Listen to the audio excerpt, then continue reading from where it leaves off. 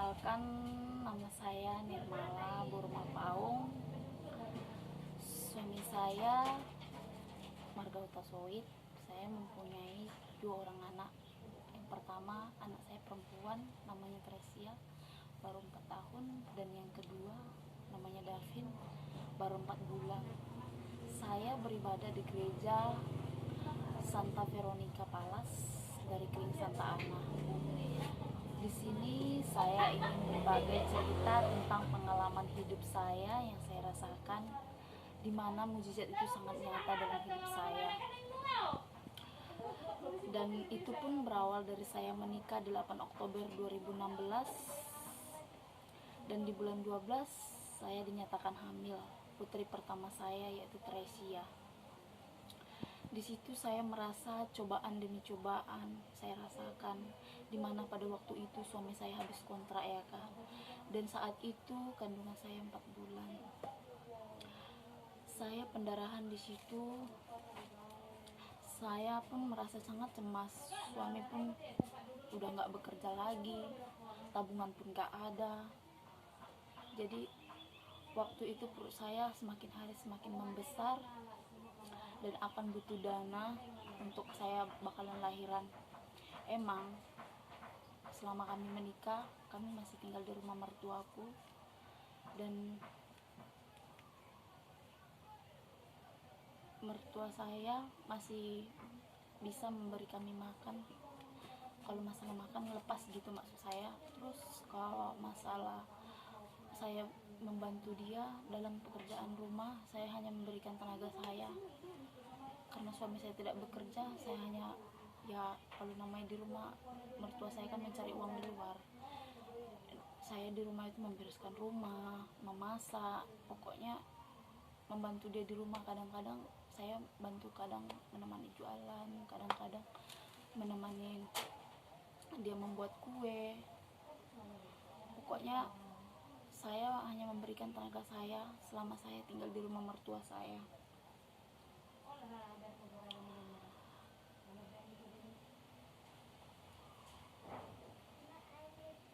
Cuman saya teringat pada Alkitab, di mana tertulis di dalam Ulangan 33 ayat 29 dikatakan, "Berbahagialah engkau, hai Israel, siapakah yang sama dengan engkau?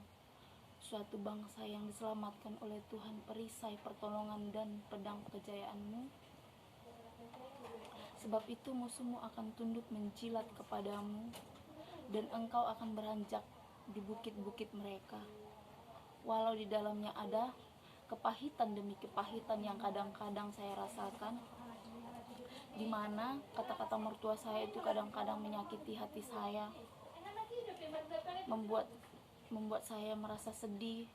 Tapi Tuhan selalu ajarkan saya untuk mengampuni orang yang bersalah kepada saya, di mana ada kata di dalam kitab suci tertulis Matius 6 ayat 12 yang dikatakan, "Dan ampunilah kami akan kesalahan kami, tetapi seperti kami juga mengampuni orang yang bersalah kepada kami. Dan janganlah dan saya pun mengampuni mertua saya.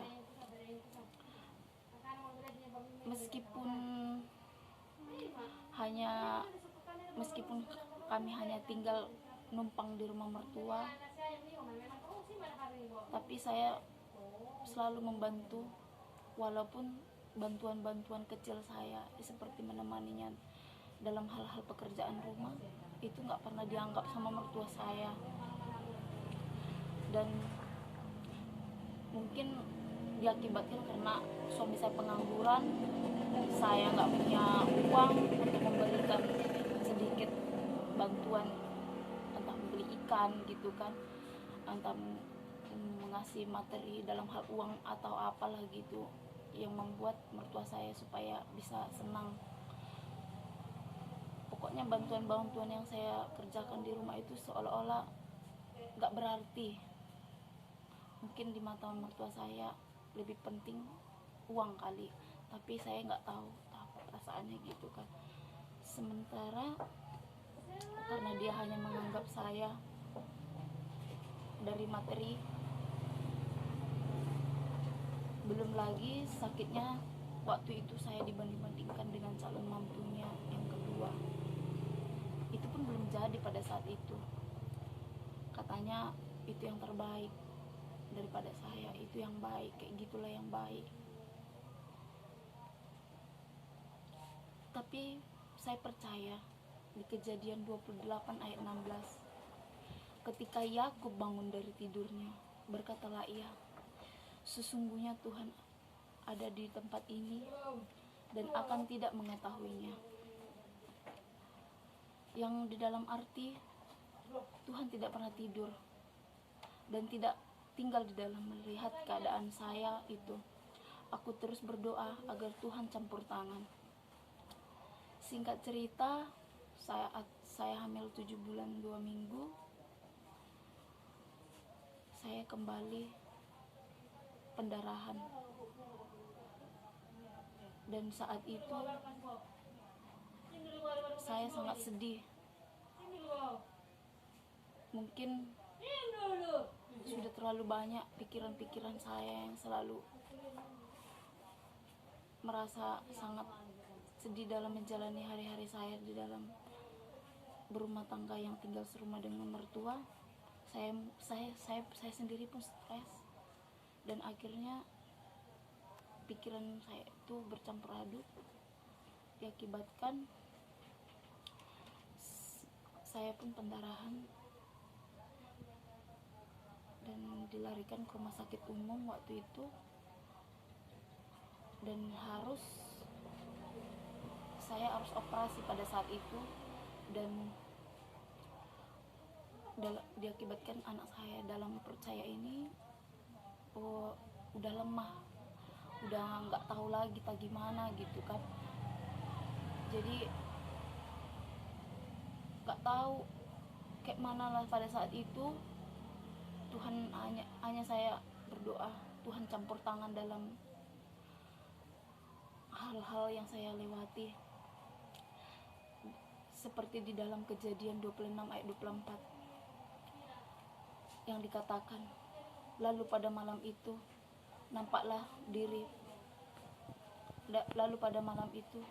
Tuhan menampakkan diri kepadanya serta berfirman, Akulah Allahmu ayah Abraham, janganlah takut, sebab aku menyertai engkau. Aku akan memberkati engkau dan membuat banyak keturunanmu karena Abraham hambaan anakmu itu.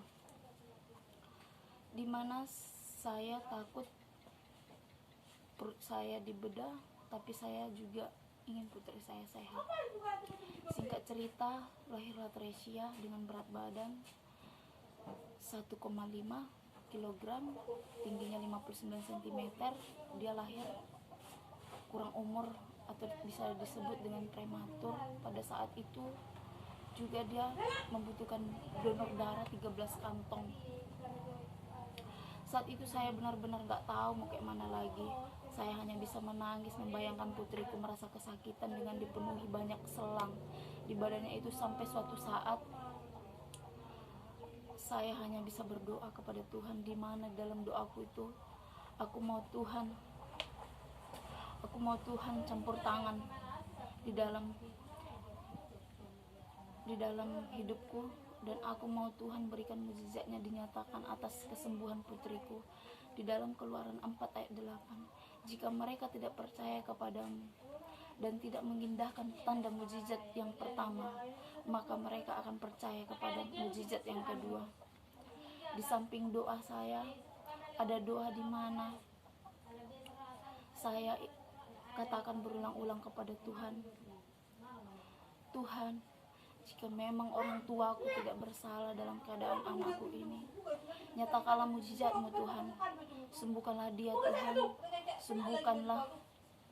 Dan jika memang benar orang tuaku yang penyebab putriku jadi begini, aku pasrah Tuhan, Engkau ambil dia ke pangkuan-Mu Tuhan. Nyatakanlah mukjizat-Mu Tuhan, tunjukkanlah kebenaran-Mu. Karena pada waktu itu mertua saya selalu bilang, itu pasti gara-gara gara-gara itu hamuna kayak gitu Kak. bilangnya sama saya, gara-gara makan ikan yang mas nadiura. Waktu itu saya pengen sekali makan ikan mas nadiura. Jadi mereka menyalah-nyalahkan orang tua saya penyebab anak saya jadi kurang umur lahirnya. Jadi saat itu memang saya nggak tahu mau kayak mana, dan terus menerus saya berdoa seperti itu selama putriku dirawat di rumah sakit selama sebulan seminggu. Saat tengah malam aku berdoa di dalam keheningan kamarku. Kupanjatkan doa itu sampai suatu saat tersebarlah ke gereja GPDI Pekanbaru bahwa anak kami yang sedang sekarat sampai datang tanpa undangan untuk ikut berdoa buat pemulihan Boruku. Begitu banyak doa, begitu banyak cinta, banyak simpati yang diberikan kepadanya. Dan singkat cerita, bisalah Boruku pulang ke rumah. Acara syukuran pun dilakukan, dan belum sampai di situ, di mana mukjizat nyata bertubi-tubi dalam keluargaku. Sampai sekarang ini kurasakan memang luar biasa Tuhan itu. Putriku lahir, suamiku pun diterima kerja. Sekarang kami hidup mandiri dan dari nol bersama suami. Hal kecil tapi mukjizat itu nyata dalam keluarga kami sampai sekarang. Suami saya masih bekerja walau kami hidup pas-pasan, dan kami tetap bersyukur diberikan kesehatan dan kebahagiaan bersama anak-anakku. Dan Boruku itu pun tumbuh sekarang udah menjadi gadis dewasa yang cantik dan pintar. Mungkin kurang lebih inilah sedikit cerita saya. Terima kasih. Jadi intinya dari cerita saya ini adalah tetaplah berpegang teguh kepada Tuhan, karena Tuhan itu selalu hadir di setiap masalah, perkara, apapun yang kita hadapi. Seakan cerita ini, sekian cerita ini dari saya. Tuhan Yesus memberkati. Terima kasih. Shalom.